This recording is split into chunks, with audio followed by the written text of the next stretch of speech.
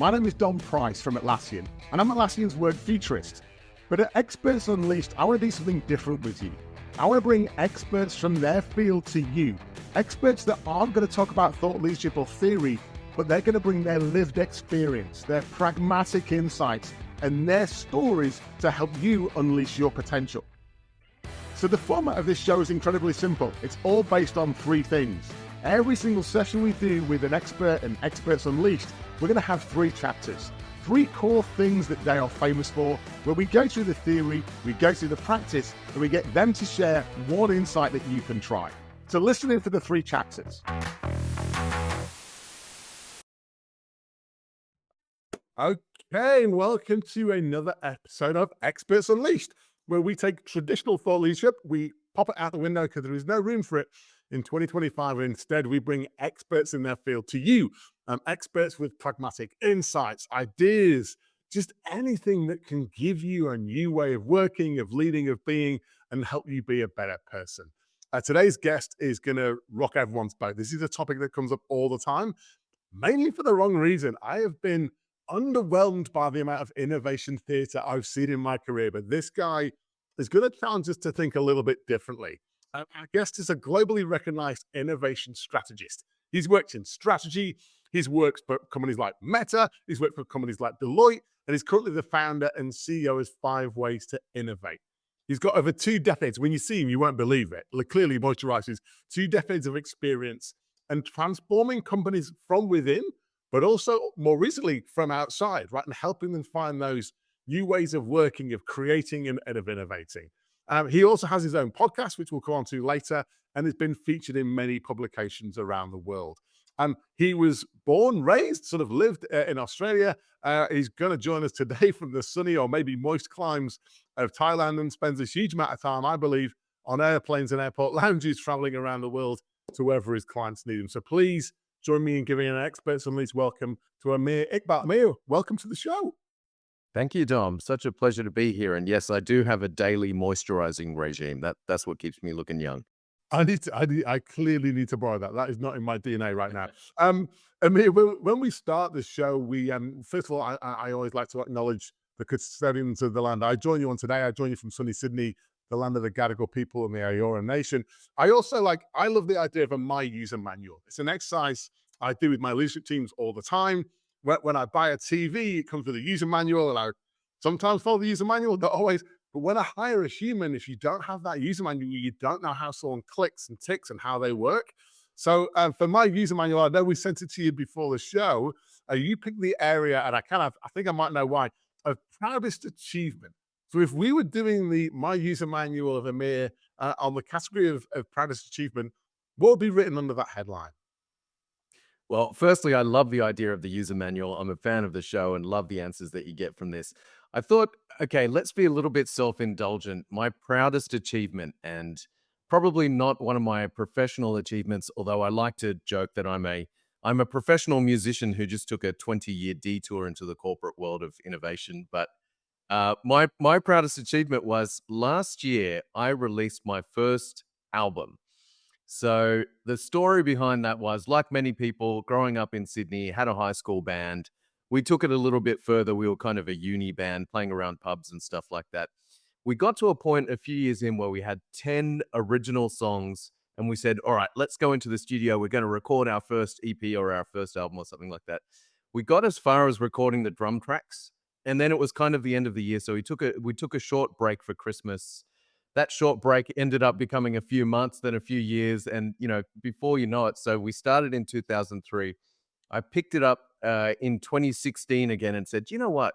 There were actually 10 pretty good songs that we ended up writing. So I spent the next few years producing those songs. And it's kind of an interesting story because when we started back in the day, you had to go into a professional studio with a producer and have all this gear, and it was very expensive.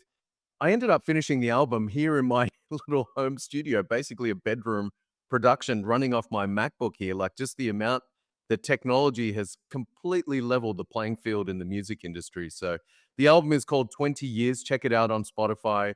You can join my other 3 listeners there.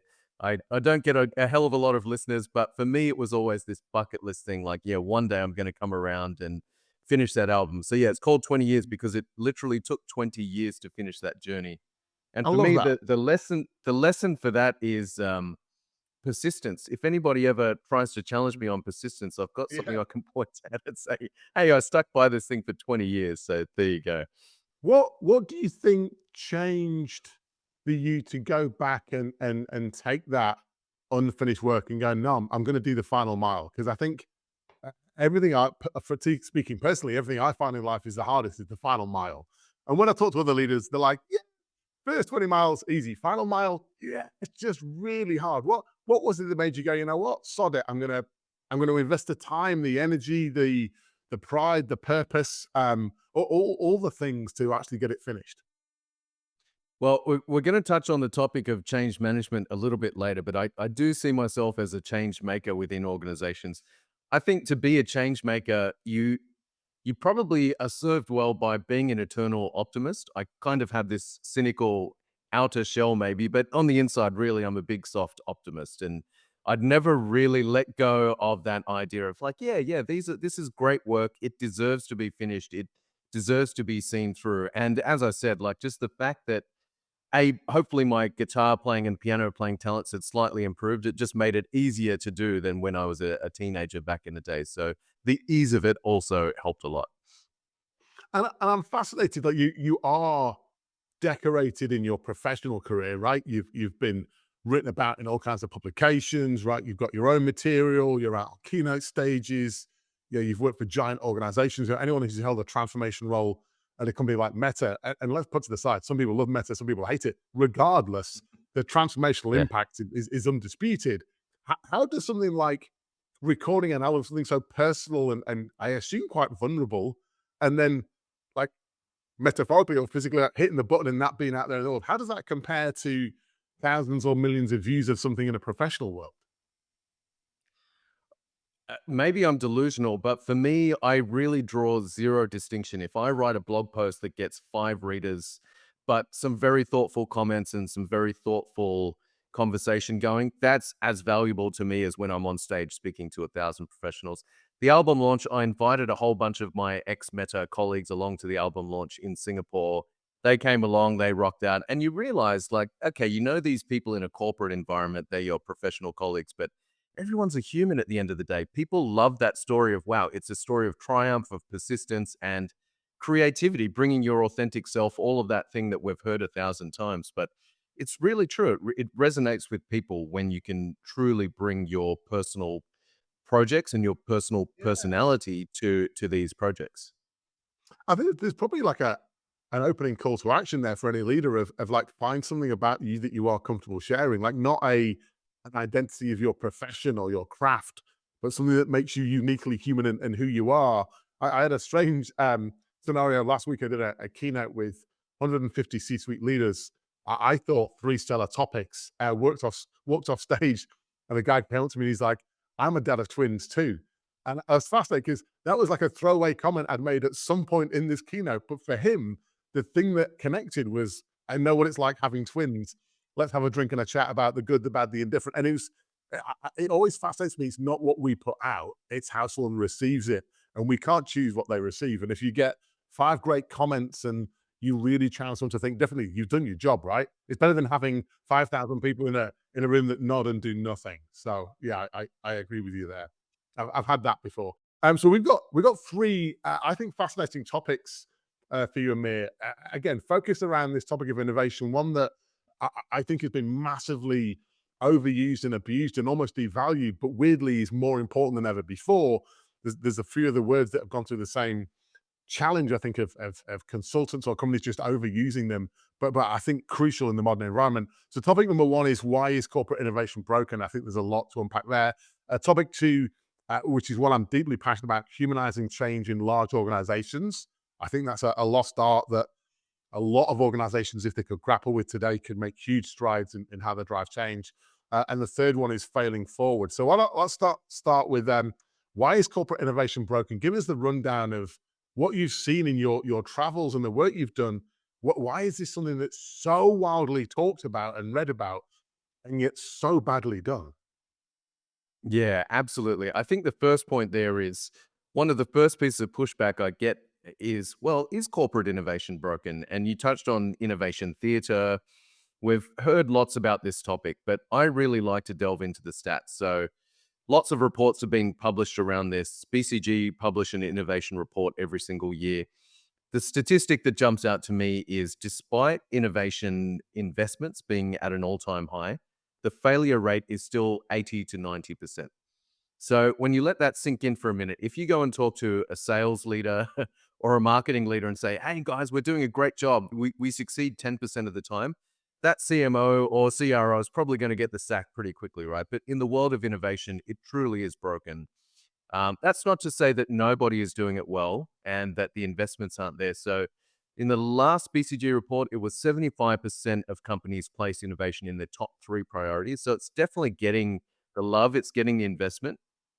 The gap really comes in when we talk about capabilities. So only 20% of those companies actually have the capabilities to deliver on where their ambition is. So that's kind of where we identified, we call that the innovation gap, right? So here's our ambition, here's our capability. How do we just help kind of companies close that gap? That's really the mission that I'm on. So yeah, a few years back, this is back when I was at Deloitte, we went out and we studied 100 companies and we said, okay, if they are the stats, let's figure out what makes the best innovators tick. And the first insight we found was when failure occurs in those 80 to 90% of cases, generally it's not a lack of theater or hackathons or all the cool stuff that you hear lots about.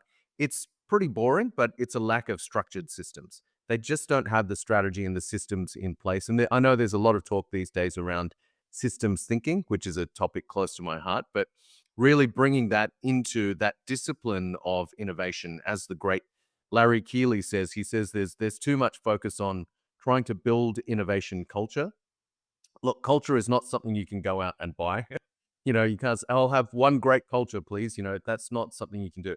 What you can do is you can invest in competence. And if you're doing the right things, then the culture will become an output of having done the right things and people being used to, aha, we are an innovative company. So that's kind of where we saw things falling down. And those who succeed are much more focused on the competence side. And just dive into the systems thing first. I think a lot of people, you kind of almost touched on it, like associate systems with like technology systems. Like I need to buy an innovation app or later the hackathon or could like when you go broader and you think about the true system of innovation, what does that look like when it's thriving? And maybe a second question, like what are some of the things we should look for that tell us it's not thriving? Right. So yeah, I think it's less about tools than technology. It's more about discipline when we talk about systems. So the system we came up with, 5 ways to innovate, there's many systems out there, but basically we just said, okay, when it is working well, what are the most common things that these companies are doing? So we just looked at the top ranked innovators in the world. There are hundreds and hundreds of innovation tactics out there, right? But we saw this correlation of, honestly, there are these 5 things keep coming up when their innovation ranking is being done well. They're doing these 5 things, and I'll run through them very quickly. They're running some sort of an upskilling program, so they've recognized that people are the future. We need to make our people more innovative, so let's help them upskill. They're running some sort of a hub, so a lab or some sort of playpen, as we call it. It's still attached to the core business. They're solving core business problems, but they've got enough freedom where they can solve without being bogged down by the day-to-day of BAU sort of stuff, right? The third one that's super interesting, we see a lot of, we call it Startup Studio. There's lots of venture programs out there these days. You walk into a big company and they have some sort of unit, which is basically launching what we call speedboats or little startups under the umbrella of the big company. Hey, we want to become a fintech. We want to evolve our business model. So let's go and explore and play in the world of fintech. That sort of stuff is really effective. Fourth one is incubators and accelerators. One of the case studies in my book actually is around Telstra. I think Telstra's Murudi was one of the great incubator programs that we've seen around the world. Let's bring in a bunch of startups from external. They can just let them do what they do. We're not going to force them to solve our business problems. And if they come up with something really good, then we can dip in and invest opportunistically. And then the fifth one is ecosystems, which is the most passive. Let's just sit back, watch what's going on in the market. So there's these sensing and scanning type technologies or systems out there. Hey, that's really interesting. We're trying to play in the world of crypto or AI or whatever it may be. we can dip in and sort of set up POCs or partnerships with these other external parties, which works really well. What I always like to say is if you don't have 5 Steve Jobs walking the halls of your company, sometimes it's better to say, well, you know what, innovation may be occurring better outside of our own 4 walls. Yeah, be How honest do with we it. partner and Yeah. use the ecosystem? But I think to your point, what you're saying is like do all five, and I think that's the fascinating undercurrent. It's not just pick one and hook everything onto that. It's like, you know what, increase the capability of your people and give them the space to experiment and give them some kind of amplification, acceleration. Right? I think you use the word play. I always find that fascinating. There's a lot of leaders that I work with that will say the word innovation and it's very quickly followed by words of compliance and process. And you're like, which Yep. one's more important? Do you want people to explore, experiment, and play, or do you want them to follow the process? Because I don't know that both sort of combine really well. And often they go, we want them to comply. So we'll do the same 10 steps and you get the same outcome, right? You don't actually get any innovation. If you go back to that capability part, what are some of the ways a leader right now, if they're, most of our audience is leading teams of various sizes, if they want to improve their stance on innovation, what are some of the things they can start to do? Yeah, I think you touched on a couple there, right? So we've identified the 3 biggest things. So once you take into account, all right, well, these are the 5 most common things. You just touched on breadth. So innovation is not a project, it's a portfolio. We see a lot of things falling down where it's like, we're going to invest for 6 months or run this POC program and you run it like a project. Now we're done. So is innovation done? No, innovation is this ongoing thing. So think of it like a stock portfolio. You wouldn't just pick one stock and put all of your eggs in that basket. You need to spread your bets, and that's where we see really successful companies doing it. Not every company on the planet is going to play in all 5, but we always recommend at least 3 of those 5 you should be doing if you want to be moving forward. And it doesn't need to be billions and billions of dollars either, right? We also recommend use something simple like 70%, 20%, 10%. Figure out some sort of a kind of basic split. Here's our innovation budget. Here's what we're going to invest. Let's have one big bet and a couple of smaller bets. Like it's pretty common sense stuff when it comes to building that sort of portfolio. The second one is suitability. So as I said, a lot of companies try to do everything internally. So they'll focus on the upskilling and innovation hubs. You notice there's sort of a scale in those 5. These are the invested types where your leadership team, your CEO needs to have their hand on the wheel, monthly checking in, having innovation scorecards and stuff. So they'll set up these programs, set up a lab. We've seen so many labs that have failed because you launch to great fanfare. It's a cool, funky lab with all the latest VR Yeah. and beer fridges and bean bags and all this stuff going on. But the leadership beyond the launch program weren't really invested in sort of Yes. checking in and making sure that Yeah, that, yeah, that yeah. we are actually doing something with it, which is not a problem. Okay, if that's your capability, then what we'd recommend is look at more divested things like incubators and ecosystems where you don't have to be the one as a leader. You don't need to be throwing yourself day to day in this innovation thing. You can now partner with people externally, use the ecosystem. And I'd say it's never been easier than today with the web and everything that's out there. You can partner very easily with startups or other companies to drive that innovation from a divested perspective. That's an interesting And then, point. I had yeah, Cameron Adams from Canva on the other week, and he was talking about like how he loves collision theory and the collision of minds. And when you talk about that partnering, it's like if you've got a certain mindset internally, and whatever that is, right, good, bad, or indifferent, if you want to source some divergent thinking, stop going to the same people, go to someone different, and just again be playful with it, but explore together and see what might be. So it's amazing when you get someone from a different field to solve your problem. They don't solve it the way an expert would in your field. Is almost like yeah. the blinkers come in after a certain amount of experience, right?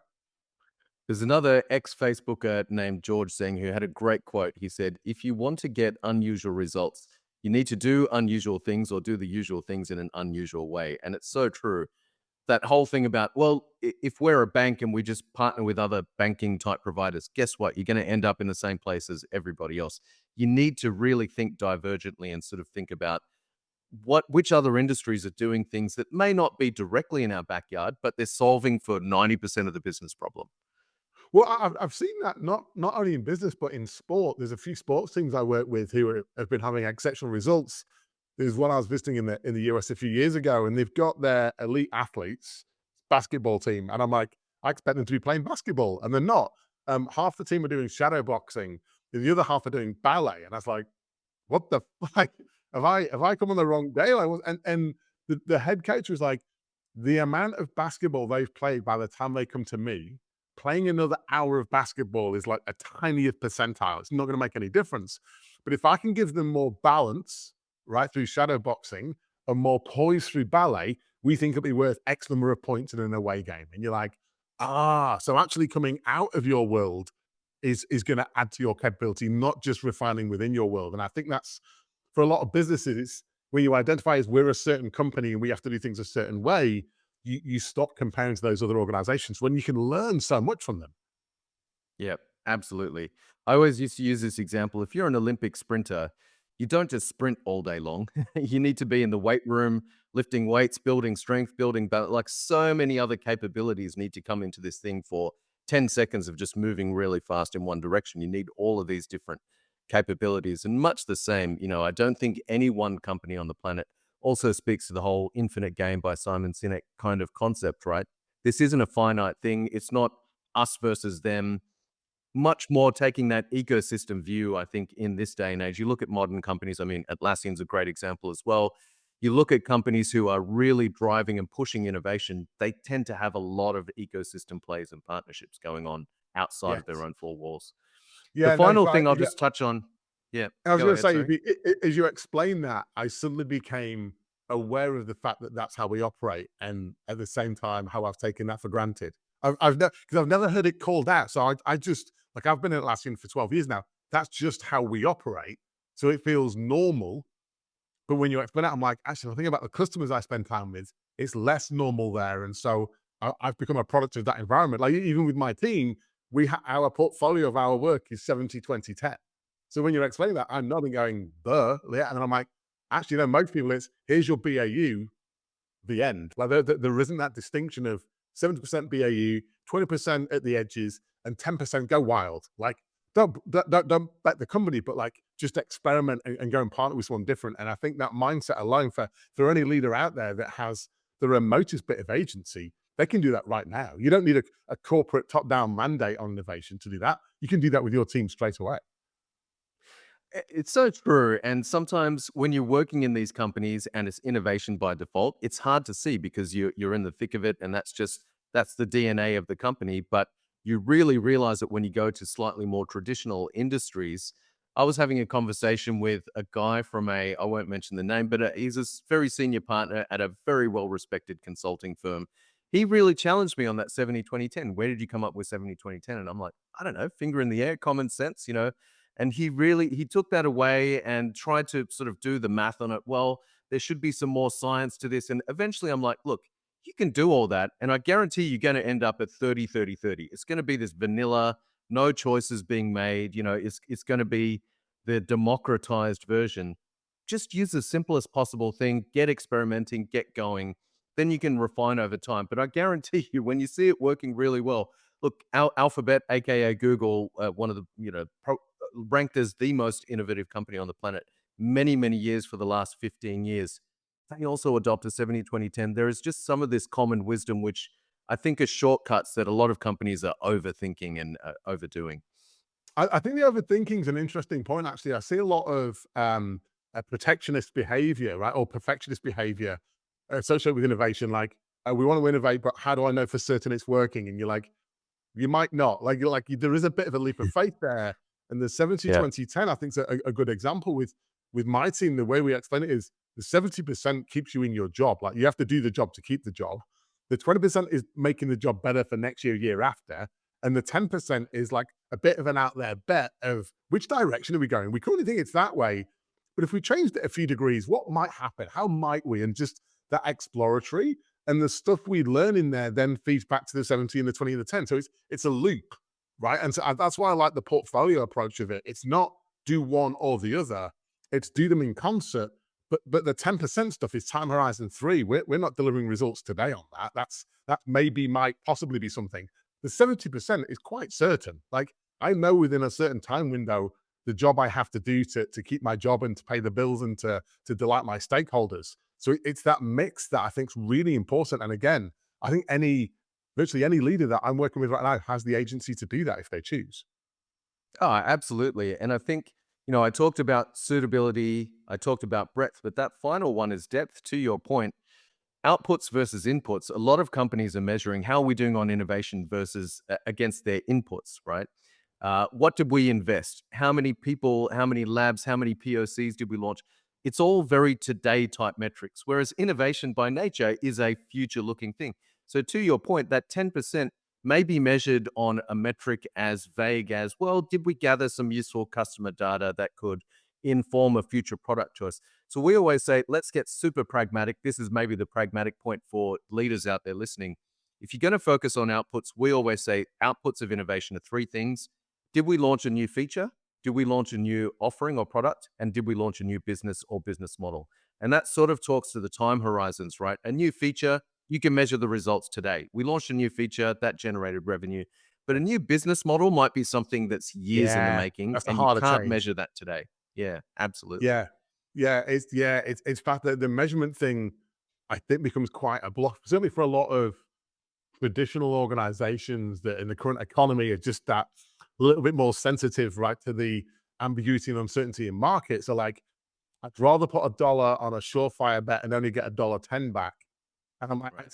I'm not asking them to do that. I think you're saying put 70 cents on that, put 20 on this one that's still likely, but we're not sure, and 10 on something a bit, and let's see what happens. And that exploration, I think, is a massive difference. If for the leaders out there that are listening and watching, how do they sense if they're in an environment where your five things of innovation aren't true? How do they go about sensing that they're in an environment where that's not thriving? Well, we always say, okay, if you're trying to drive the business case of why should we innovate in your company Mm, in this day and age, probably means you're in the wrong company. If yeah, you're that truly a they game hey, changer or an innovator, start that's a thinking about simple a different statement, mate. company. That's a Yeah, simple statement, yeah, but a very good and big call. Like if you're having to yeah, justify it, given the conditions in the market, right. yeah, Yep. The good news is, as we say, investment in innovation at an all-time high. I said yeah, 75% of companies. In fact, I think the latest stat is 83% of companies are ranking innovation in the top three priorities, especially with all the noise going on around AI. I don't think there are many companies on the planet who are saying, no, we're pretty good. We don't need to change. We don't need to innovate. I think most sensible companies are on that sort of thing. So then I think for people out there, the next thing you look at is, okay, so I don't need to make the case for why to innovate. It's more about how do we innovate, right? And I think to your point, how do you know when that's not working is when you're seeing some of those things. So, we're doing a big bet. We just launched a very high profile lab or program or hackathon, and there's nothing else going on around that. Or it's very separated from the core business. It's this one team, and everybody else is just told, yep, get back to work. That's the day-to-day sort of thing. So I think again, when you think about that portfolio, when you see the absence of those sort of behaviors happening, that's when you know something is broken, and guaranteed 3 years from now, it's probably gonna fall into that 80 or 90% failure bucket if you're not yeah, seeing those indicators of suitability, breadth, and depth. yeah. Makes sense. Just before we move on to chapter two, you mentioned at the start there, right there, the desire is higher than the capability. Are you seeing that gap shrink or expand or stay the same? Like what's happening there? Well, the sad news is that innovation gap has actually grown over the last 12 months, and it's grown massively. So I still quote the 75% rank it in the top three versus 20% capability. The truth is, the latest report now says 83% are ranking in the top three. So the desire is growing. The capability has dropped from 20% down to 3% over the last 2 years. So that gap has now grown to an 80% gap. So it's kind of moving in the wrong direction. Again, this is a survey that BCG does. It's over 1,000 companies. So it's a pretty indicative sort of survey of the market Yeah, at large. even if it's out by a few percentage points, directionally, you're like, Right. that's not great news. If you got a sense of what the cause is there, like what's happened in the world to make that gap? There's lots of things, but I would say the number one thing that I'm seeing when I go around to clients is flavor of the month. When I was working at Meta, one of the things that I built was the metaverse playbook. Everyone was going wild over that. Then that went away. Now it's AI. Look, AI is transformative. So was the internet. There's not many companies today running around going, hey, what are we doing about the internet? What's our internet strategy? It's just a day to day sort of thing. And I think that's where companies need to get to is like, okay, yes, this is transformative. Yes, this is huge, but it needs to be baked into everything. And it's going to take a while. It's not happening overnight. We don't need to suddenly transform into an AI company overnight. So I think that distraction and flavor of the month and jumping from here to here, not having that solid system and strategy, that lack, it really is what's sort of leading to that growth in the innovation Yeah. gap at the moment. I'm with you. If I think about the companies that I'm working with right now that are, I call it thrashing, right? Little whack-a-mole. We're over here. No, we're not. We're over like, they're the ones where the people are like, what is it you want me to do? And actually, I think it feels like their capabilities drop. It's not. It's just that no one has the confidence anymore of what they should be doing. So they do the factual process compliance stuff because that's known, and they stop exploring in the unknown, right? Because of the inherent uncertainty, and that's where you're reducing that capability to innovate. Given that we're talking about people, and I'm massively passionate about the idea of the human element of the future of work and modern work as well. Your second chapter is humanizing change in large organizations. I know some of the organizations you've worked in, and so when I read that, I'm like, this guy's got some lived experience here. Like you lived and breathed and survived and thrived into somewhere like Deloitte. You've worked in a variety of organizations before that and after that, and Meta. Like what when you think about humanizing change, certainly in these often large, bureaucratic, quite heritage-based organizations, how do you go about doing it? Yeah, it's funny. I seem to have this pattern in my career. I come into these large organizations when there's something that's quite early stage. So I was employee number 9 at Deloitte Digital, which Mm, is walking into this huge consulting firm, lots of very grown-up consultants walking around in pinstripe suits and ties. yeah. And then all of a sudden there's like 9 or 10 of us sitting in a corner with jeans and sneakers and bean bags and doing Yeah. this digital, cool, funky sort of stuff. So driving that change was Just definitely on a that, huge journey. sorry, Yeah. sorry to interrupt you there, but just for the audience's benefit, if you think about Deloitte, like, because I'm aware of Deloitte Digital, not everyone will understand the story there. A very traditional accountancy, audit, tax advisory business, right? We charge hours, we look at accounts, we order, with a digital arm attached to the side, with some pretty maverick leaders in there that me and you both know. Like, I imagine that experience was quite challenging. Absolutely, yeah. You think about the heritage of those big four accounting Yeah. firms, is what they're known as. They are very much audit, compliance, by the numbers, spreadsheets, all that sort of thing. So even to them, the idea of management consulting was still this funky new sort of idea. Then on top of this management consulting, you add this digital layer, which now, there still is a brand called Deloitte Digital, but the mission was, how do you make the rest of Deloitte digital? Because we live in a digital economy, right? So you can't just have 9 or 10 people doing the digital stuff and everyone doing analog stuff or whatever you want to call it, right? So as a mission, that's really quite difficult to bite off. But the first one is a cultural one. How do you update an organization that has operated their clients, everybody they know and walk around with, are sort of in this very compliance driven, lock it down, tight ship around to audit and these sort of things. And then all of a sudden we're coming in talking about agile and design thinking and lean startup and these kind of mind-bending concepts.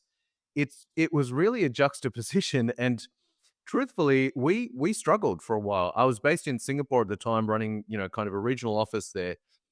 It was a very, very traditional organization, and what we kind of bumped up against, I'm sure a lot of people in marketing will be familiar with this. Honestly, we were kind of seen as the coloring in department. There was one funny incident. This young analyst walks in. He's got his nice pinstripe suit. Walks into our corner office, and he walks straight up to my desk and says, "Hey, listen, I heard you guys are really good with PowerPoint decks. I'm working on this PowerPoint deck for a client. I wonder if you could help me." And I just kind of looked around, wondering, is there a hidden camera? Am I being pranked here? But truthfully, that was Yeah. initially the view of us, and we bumped up against that for quite a while. Look, truth be told, it was probably a 12 to 18-month journey of sort of turning that around, getting them used to what we're doing. A lot of it was just comms, pure and simple, getting out to the financial services team dinner and presenting a little bit about, future of financial services, digital, et cetera, et cetera. Probably the funniest bit was we got to a point where, as a team, there was a Christmas party coming up. We had an opportunity to display a video about what it is that we do. So we decided, let's have a little bit of fun with it. I don't know if you're familiar with The Lonely Island, Andy Samberg and those guys. Yes. They do these comedy videos on Saturday Night Yes. Live. So we Very took familiar. I have a inspiration from very, that. very immature sense of humor, so I'm very familiar with that. Okay. I'll send you the link to this video. It's still on YouTube to this day. But back then, the whole team got together. We wrote a song called We Make Websites, which is basically taking the piss out of Yeah. ourselves. Yeah, we color in PowerPoint decks, we make websites, we ride fixie bikes. Yeah, we're hipsters, we're all Yeah. this sort of thing. And just for 5 minutes, just took the piss out of ourselves, made Yeah. this music video that we played at the end of year Christmas party. Now, truth be told, I think some of the older partners, maybe it went over their head a little bit, but what we found was the people who were going to resonate and be our champions, they really responded well to that. And what we did, I mean, I'm not going to put it all on one video. Obviously, it was a multi-year sort of process. But what we eventually did was we made it uncool to not understand what this new digital economy is, right? And I know I'm using the word cool, which isn't thrown around a lot in business, but truthfully, that sort of reputational play around, well, I don't want to be seen as the old fuddy-duddy who doesn't know what's going on in this Yeah. modern Yeah. era. That's a really I want to powerful be tool. relevant. Like I want to feel relevant. And I Right. think there's something there's like an intrinsic motivator there that's super smart. Like if I can tap into relevance and it's not about age or generation anymore, you're relevant because you understand. That's kind of a badge of honor. And the flip of that is if you don't understand, then you're not relevant. That's like, oh, Yeah. that's quite challenging. Absolutely. I think we saw that turning point probably about a year into our journey. And to the age thing, the following Monday after the Christmas party, the guy who came into our office was an older partner in sort of a very traditional insurance advisory part of the business. He was the one who came in and said to me, "Hey, let's go grab a cup of coffee. That was super interesting. I genuinely want to learn more about what you guys do." So I think it is not about age. It's not about which part of the business you're in. It's very much a mindset thing. Are you open-minded enough to say, "Hey, the economy is changing, the outside world is changing. Maybe we need to take a little bit of an internal look about how Yeah. we evolving along with that as well." And there's an undercurrent in there of I'm not a threat to you. Like don't see this Mm, as a threat that displaces you. See it as something that is going to happen, and the quicker we get on with it, the better. Which feels like a fascinating analogy to now, which is the defiance of AI, and I'm going to fight it, and you're like, good luck with that. Or are you going to embrace it in a way that makes it work for you and you understand it? In which case, the world's very different. I get the sense, Amir, from your style and some of the stuff I've sort of read and watched about you, you're not one to play the political game, which is. In fact, I worked at Deloitte as well. I found those environments quite political. If you're not playing the political game, how would you explain your style, right? yeah. Your approach, your strategy to how you drive this kind of human change? Interesting. There's always sort of been this running joke amongst my colleagues and close friends that anger is my superpower, much like the Incredible Hulk. I've always felt it's something that I need to sort of stem down and keep it under control. But I was on another podcast a couple of weeks ago. Great name of this podcast, by the way. It's called Move Fast, Break Shit, Burn Out. Great name for a podcast. But we got into talking about this and it was like, okay, so an excellent piece of advice I got from one of my teammates a few years ago. We were working on sort of end of year review type stuff, which can be a political game. And Joan, I'll give her a shout out. She said to me, listen, you either play the politics or you don't play the politics. Right now, you're sort of straddling the fence, and that's not a good place to be. And I was like, okay, that's a really good insight, right? Like, you can be the navigator, and some people are genuinely really strong at that. They're very good navigators. They know how to manage upwards and all that sort of thing. Yeah. I will happily put it out there. I'm not that guy. No. I Yeah, I immediately, like, as you explain that persona, I immediately know them. I've tried it before. I don't think I'm very yeah, good at it. Like, I right. feel like I can't be authentic, and then a truth inadvertently comes out of my mouth, and I'm like, shit, I've just lost all my credibility with you because you wanted me to be nice, and I just gave you a piece of feedback, and you didn't actually want any. So I find like my inner monologue volume control fails me when it comes to navigation. Right, right. Yeah, you end up rubbing one person the wrong way, and all of a sudden your politics goes out the window.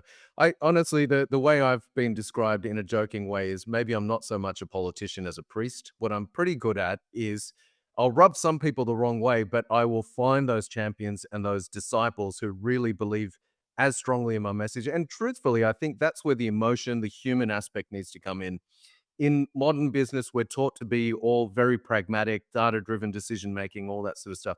We are people, we are human beings, we respond to stories.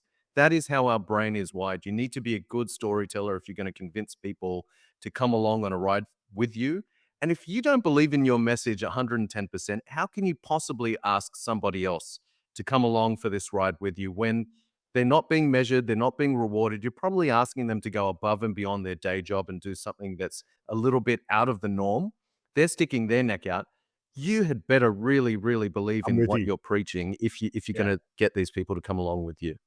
It's a good business principle. I mean, it makes me a little bit sad because I don't think it's that normal a business principle, but I like it as a tenant to go.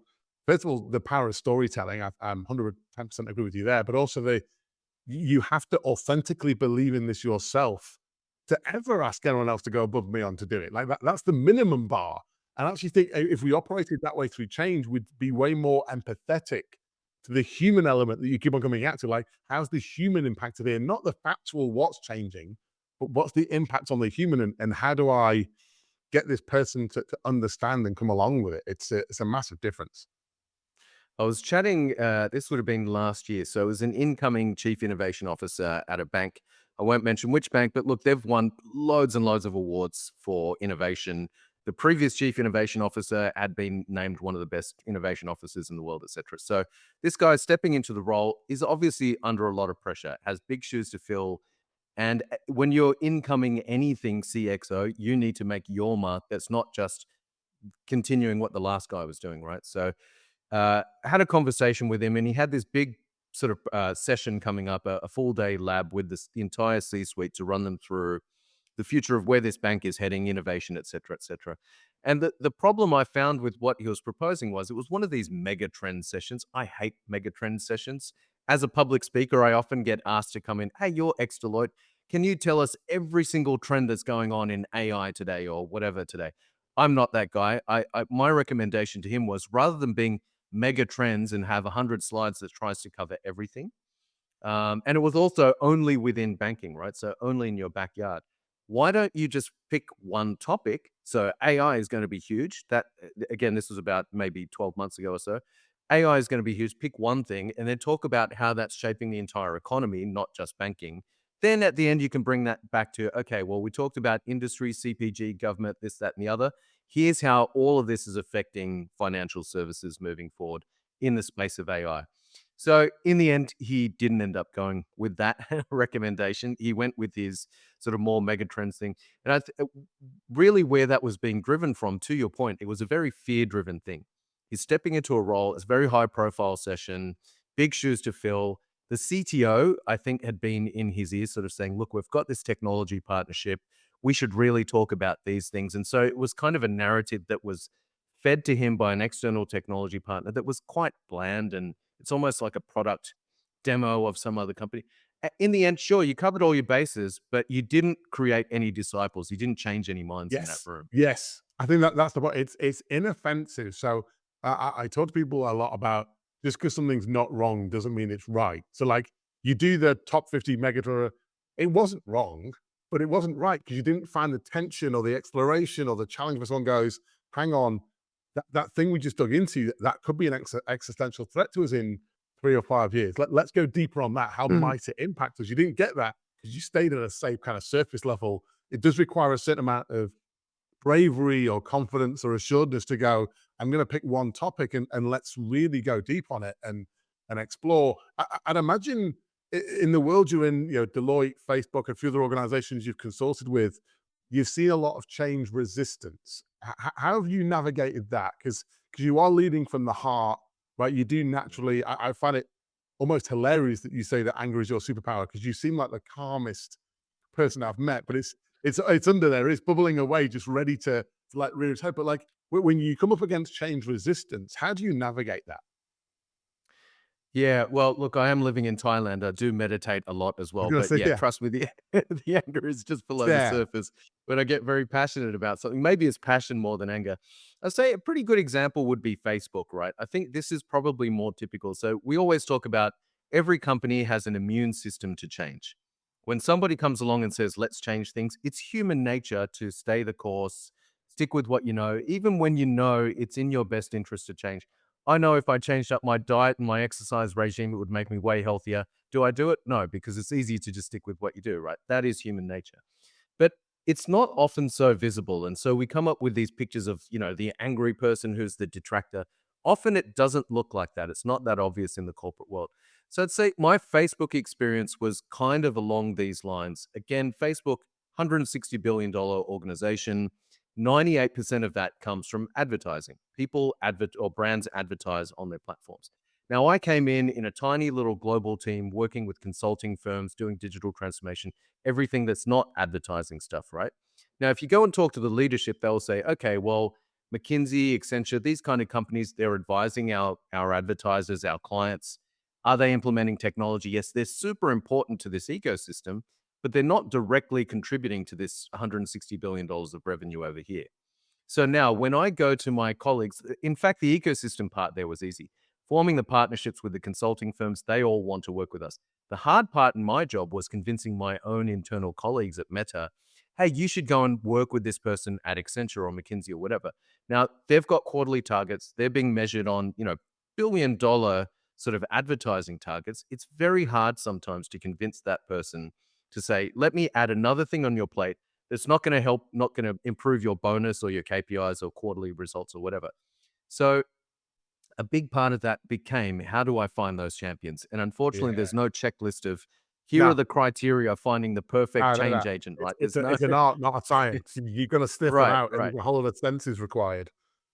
So there were simple things like I had run this one design thinking workshop with Accenture and a client. I'd posted about it on the intranet. Somebody from the New York office reached out to me and said, hey, you do design thinking stuff. We've got sort of this little community of about 20 people globally spread all over the world who do design thinking. So I think that's where kind of that global communication with Slack and all these sort of tools that are out there, it makes it easier to sort of communicate and find those people. What I also found was finding those champions. Okay, once you've found who they are, people who are willing to go above and beyond, results really speak volumes. Oh, yes. So, Like, I for, like, like, transact in value quickly. I like, every time yes, this comes up, I'm like, "Don't tell them in 18 months something might pop out the end." Like, give them yeah. some value, like, share. Yep.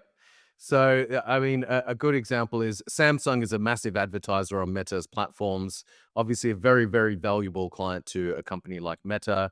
They were setting up sort of a marketing office with one of these consulting firms. So I got in there, and therefore it was very easy to get people's attention. Like, okay, if we're helping a consulting firm run this marketing and training and that sort of stuff, that's not going to deliver more dollars today.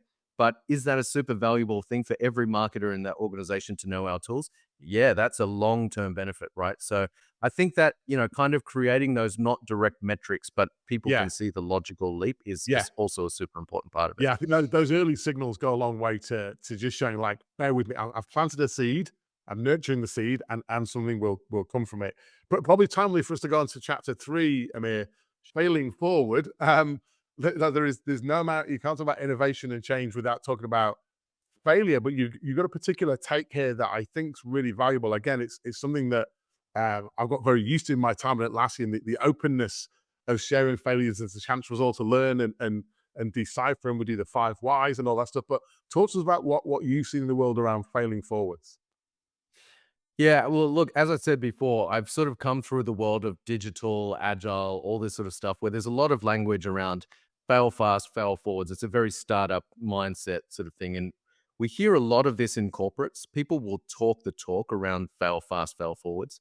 Very few companies are actually doing it. And when you go and just have a coffee chat or a beer chat with some of these leaders later on, really what comes out is these leaders, probably a lot of your listeners, they're under a lot of pressure to always be telling the good news story.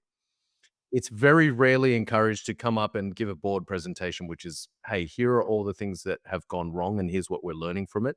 Even if you have that learning piece, it's still not a very encouraged behavior in a lot of large corporates. So they're under a lot of pressure.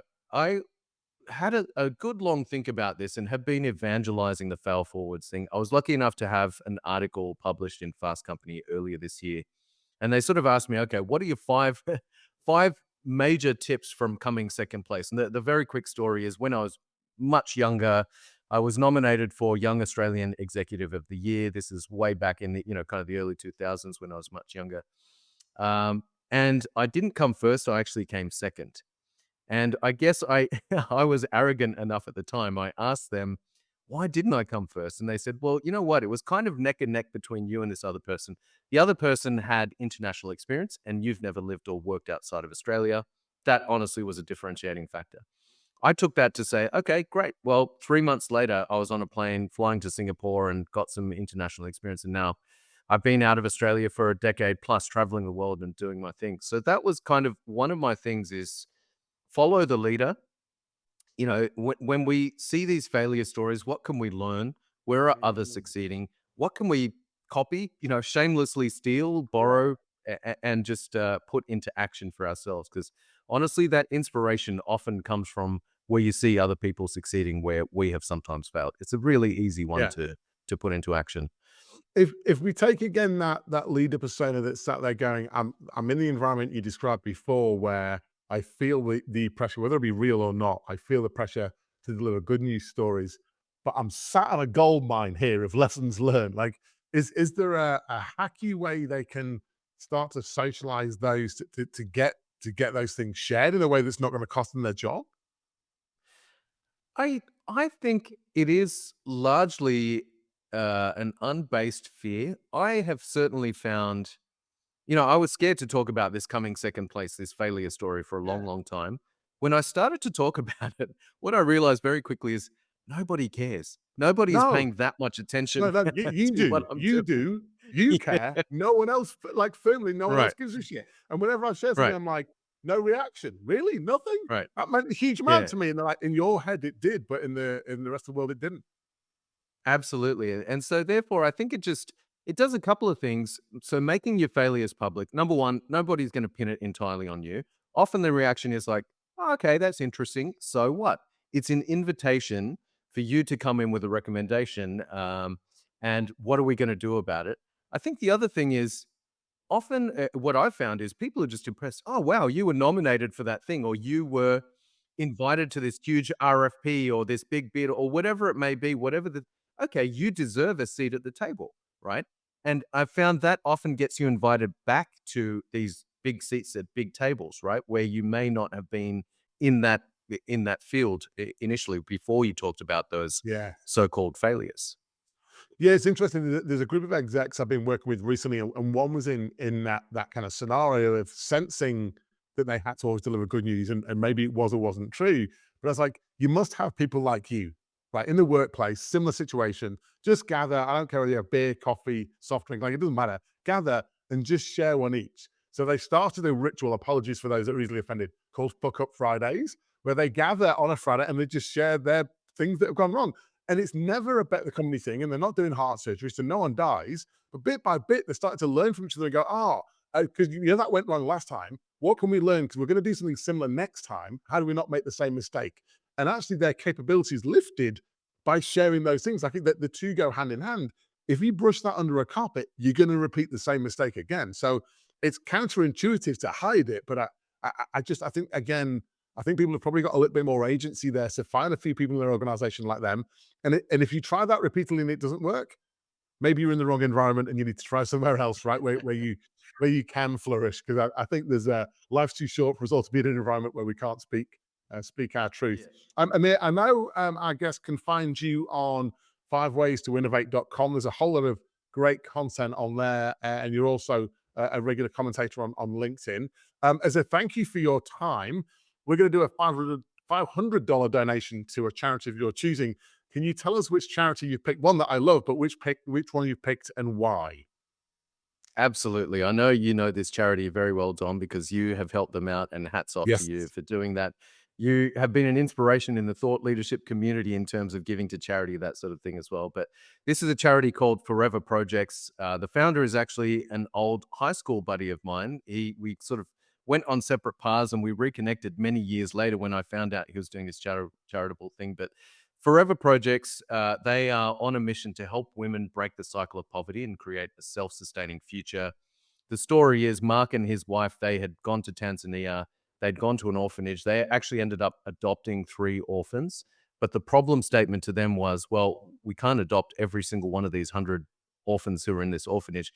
What could be done to prevent this from happening in the future? So by helping women to get a hand up, not a handout, and create their own self-sustaining businesses. It's a preventative measure. So they've been doing this. They've raised millions of dollars through Yeah. multiple campaigns. I love them as an organization, and it's just a great It's an story. So an amazing model. As you touched on there, the idea of I'm not going to gift you money, I'm going to enable you.